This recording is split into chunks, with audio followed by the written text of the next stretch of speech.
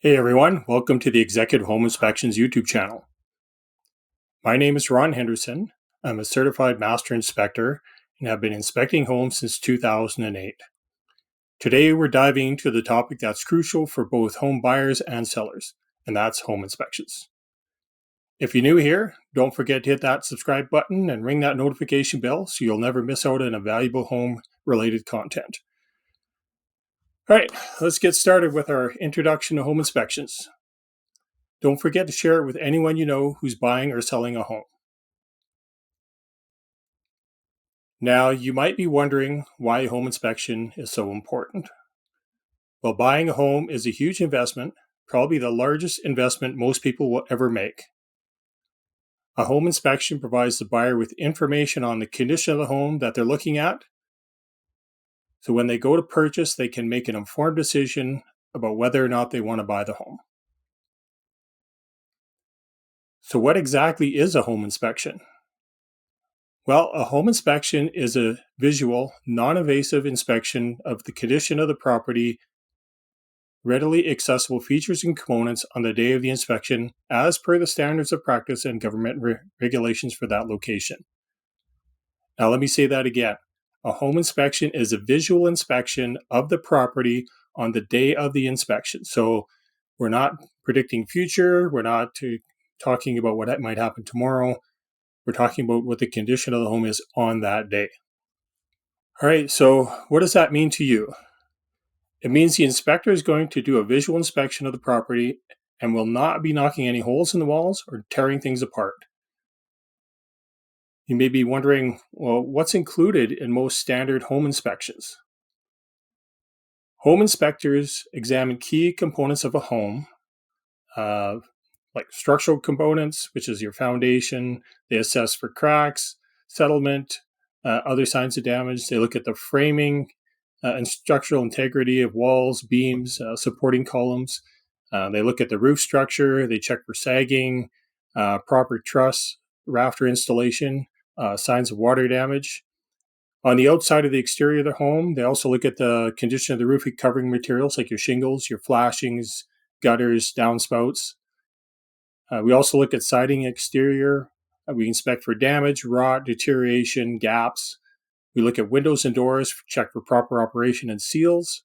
And we also look at the condition of the windows and doors. We look at the grading and drainage to evaluate the slope of the land to make sure the water drains away from the structure and from the foundation. On the inside, we look at the walls, ceilings, and floors. We look for cracks, stains, or other visible issues. Now, for doors and windows, we also assess the functionality. We look for damage to the seals and safety features. Railings and stairs. We check to make sure that they're safe and properly installed. Fireplaces and chimneys are inspected for damage and safety concerns. The electrical systems, such as outlets, switches, and circuit breakers, are inspected. We check the wiring for safety and compliance. We're also looking for copper versus aluminum wiring. Now, in the plumbing system, we're looking at the fixtures. We're checking for leaks, water pressure, making sure it's draining properly. We check the water heater for age and safety features.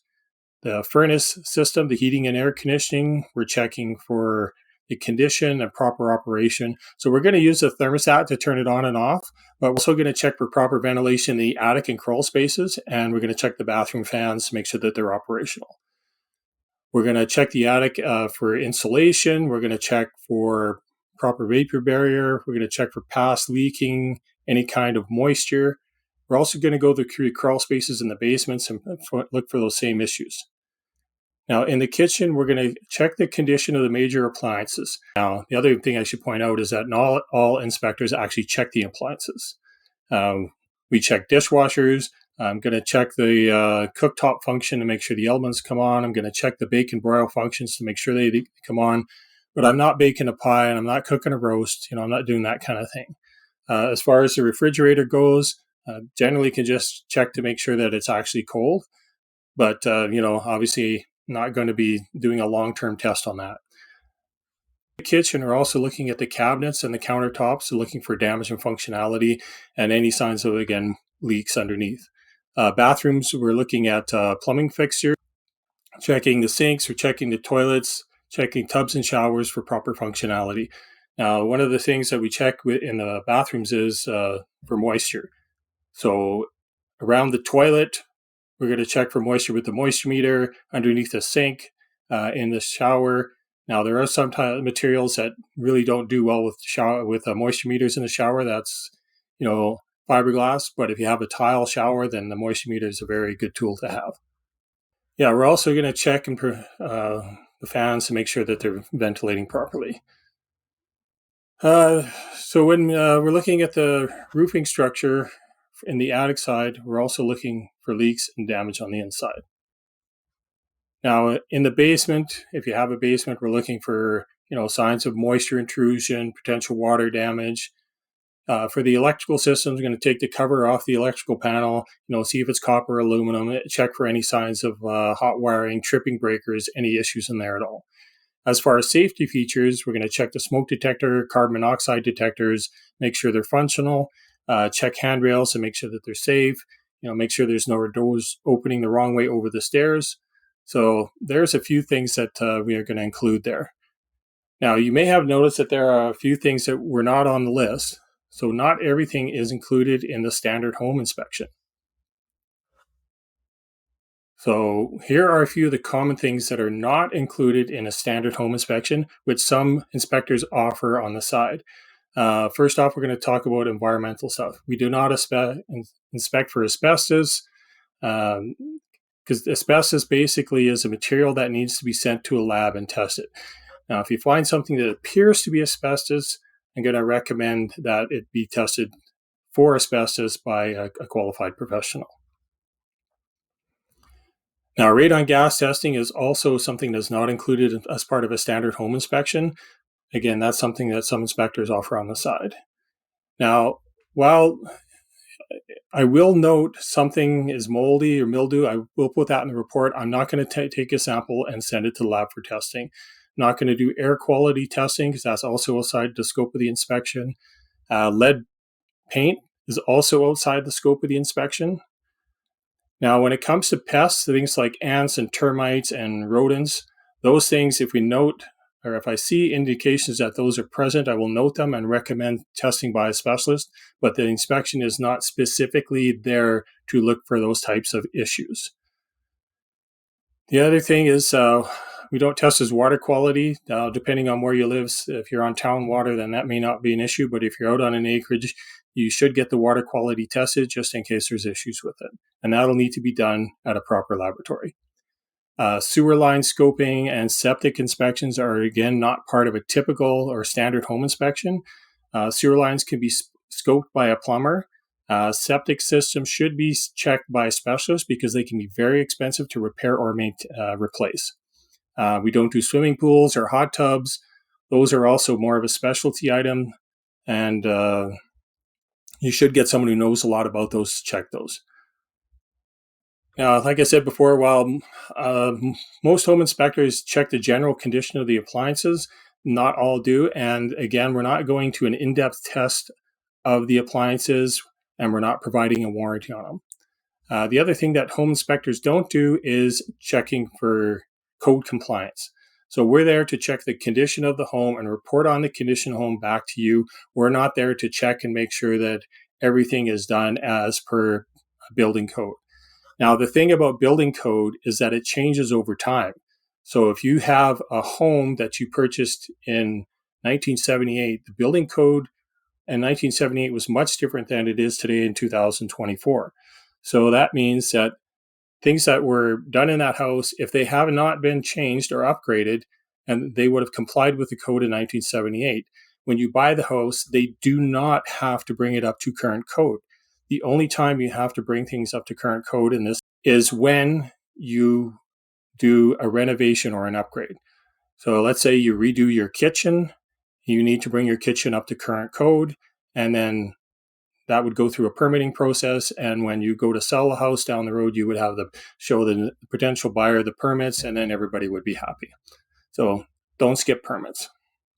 All right, cosmetic issues. Now, a lot of people want all the minor cosmetic imperfections included in the report, but that's not really realistic. I mean, if there's cracks in the walls or things that are kind of getting worn out, then those obviously would go in a report, but they are not the focus of the home inspection.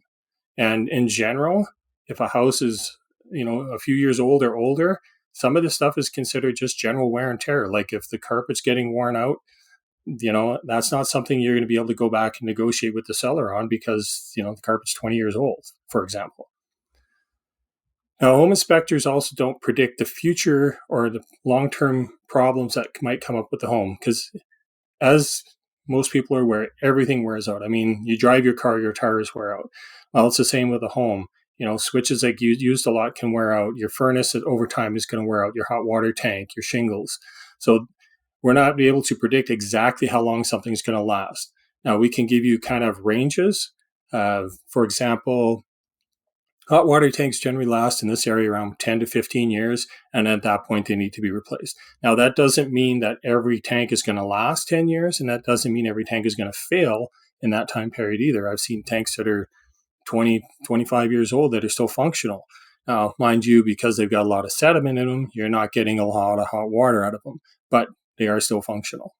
So there's no guarantees on how long things are going to last. The other thing home inspectors can't tell you about hidden or concealed defects or latent defects. Some of these issues could be behind the walls, for example, that we are unable to see. We also don't inspect private wells and underground tanks. Again, that's something more for a specialist, especially when it comes to underground storage tanks. I mean, if they're a water tank or a sewer tank, that's one thing, but if they're an old oil tank, that's a completely different matter. Home inspectors also don't inspect wood burning devices. In this area, you need to be wet certified in order to inspect and pass or fail of wood burning, fireplace or stove, that kind of thing. It's important to understand that there are limitations to a standard home inspection. So let's walk through the home inspection process. You have kind of an idea what to expect. So first off, obviously, you're going to make the appointment. Sometimes that's made by the buyer or the real estate agent. They typically have to arrange that with the seller so that we can get into the house for the time needed, which is generally could be anywhere from 2.5 to 4 hours, depending on the property. Now, on the day of the inspection, the home inspector will get to the property at the scheduled time. I personally like to be a little bit early, and I don't like I generally go early so that people don't follow me on the roof.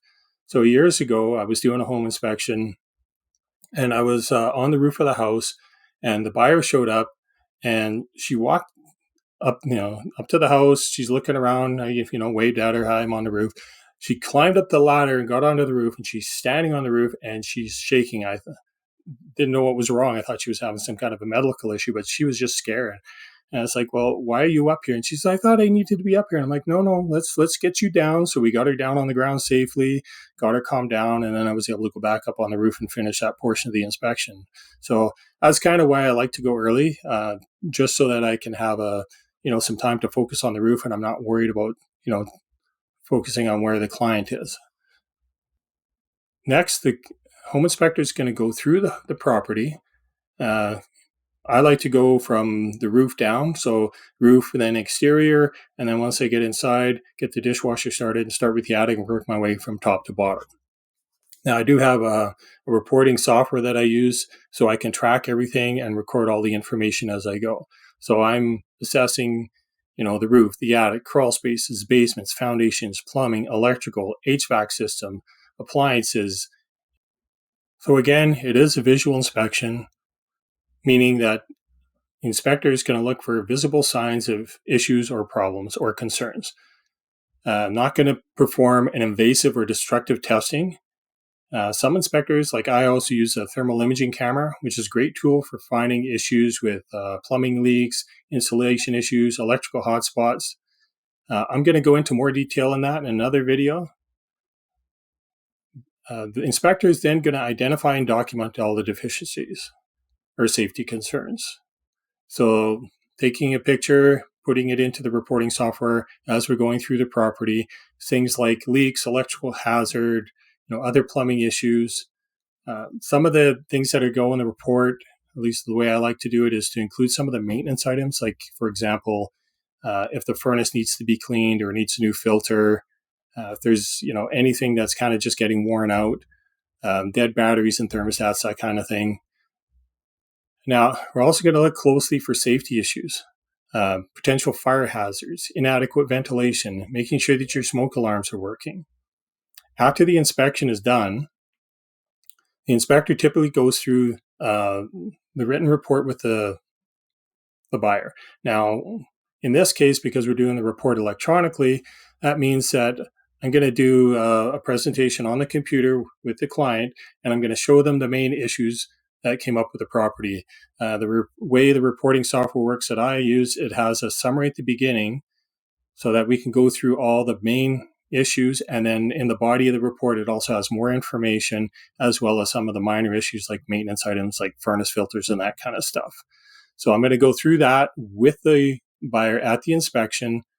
If they can't come to the inspection, I will send them the report, and then we will usually discuss it on the phone. But at this point, the customer should have a really good idea of what the issues are with the property. And now that you have the report, you're armed with the information that you need to go and discuss this with your realtor. So you can discuss, are there issues that you weren't aware of? Are there things that the seller hasn't disclosed? And are you going to be able to negotiate these? All these factors depend on a lot of things, and that's why it's best to go through this with your realtor. And the other thing, home inspectors are not allowed to make repairs on the home. So it's a definite conflict of interest and not allowed under most government licensing. Most home inspector associations do not allow their home inspectors to do repairs as part of the standards of practice. So it's important for buyers to understand that the home inspection provides a snapshot of the condition of the home, but we're not going to be able to give you accurate quotes on any issues that may need to be addressed. So, for example, if there's a hot water tank that needs to be replaced, that's a kind of a generic one. So you may be able to just get that off the internet. But if you need something more in depth, then you may have to actually, contact a professional. All right. So that gives you an idea of what is involved in a home inspection and wraps up our introduction to home inspections video. If you found this video helpful, give it a thumbs up and subscribe. Now share this with anyone navigating the real estate world, and don't forget to comment below with any questions or topic you'd like us to cover in the future. Thanks for watching, and we'll see you in the next one.